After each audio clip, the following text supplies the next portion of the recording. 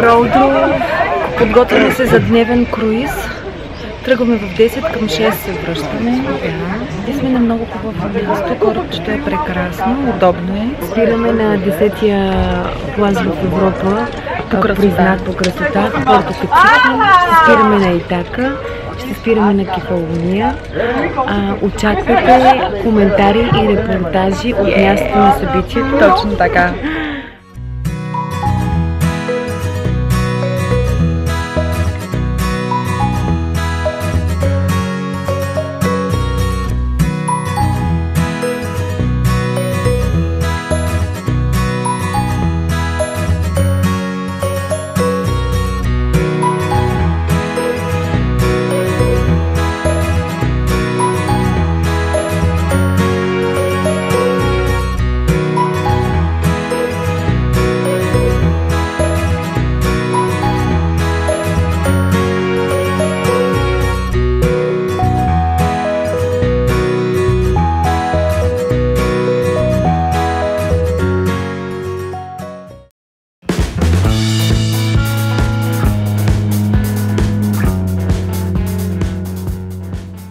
Бъдната мечта! Бъдната мечта!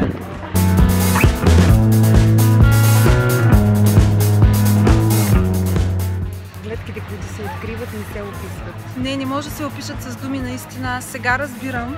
Някои хора като казват, нямам думи за еди какво си.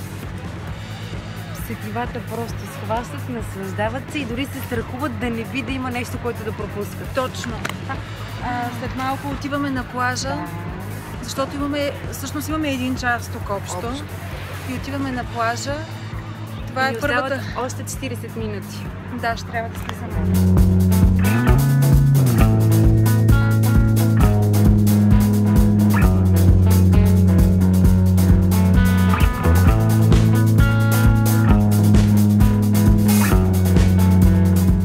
Невероятна гледка.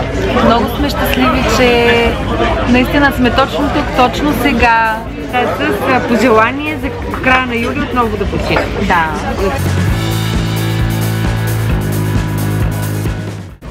Това е моята напитка. Истински зелен чай студен. Фреш от нар. Много добре изглежда, между другото. Я да опитам.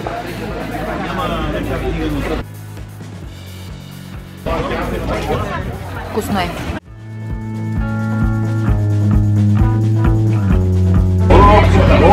Това е нашият кораб, с който пътуваме.